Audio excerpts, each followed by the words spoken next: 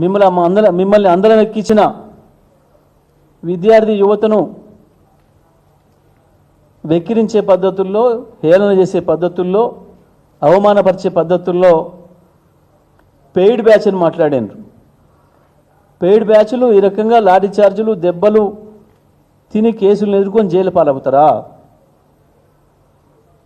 విద్యార్థులు పేమెంట్లకు లొంగిపోతారా? ఇదా మీ సంస్కారం?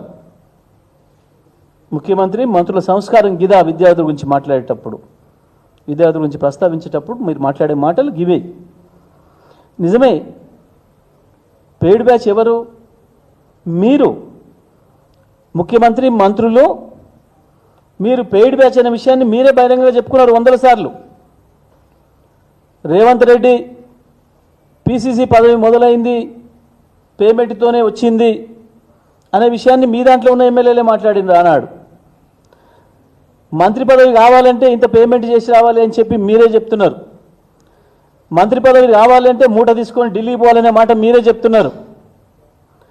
పేమెంట్లు ఇచ్చి సీట్లు తెచ్చుకున్నది మీరు, పేమెంట్లు ఇచ్చి మంత్రి పదవులు తెచ్చుకున్నది మీరు. మళ్ళీ ప్రజలకి ఇవ్వాల్సి వస్తే పేమెంట్ తీసుకొని ఇస్తున్నది మీరు. పనిచేసిన కాంట్రాక్టర్లకు పైసలు ఇవ్వాల్సి వస్తే పేమెంట్ తీసుకొని పనిచేస్తున్నది మీరు. పేమెంట్ ఇచ్చి తెచ్చుకోవడం, పేమెంట్ తీసుకొని ఇవ్వడం అనేది మీకు మాత్రమే అలవాటు. పేమెంట్ మీద ఏదైనా పేటెంట్ ఉంది అంటే అది మీకు మాత్రమే ఉంది, కాంగ్రెస్ పార్టీకి మాత్రమే ఉంది, కాంగ్రెస్ పార్టీ ముఖ్యమంత్రికి, మంత్రులకు మాత్రమే ఉంది తప్ప పేమెంట్ మీద పేటెంట్ మీది మాత్రమే తప్ప విద్యార్థులది కాదు.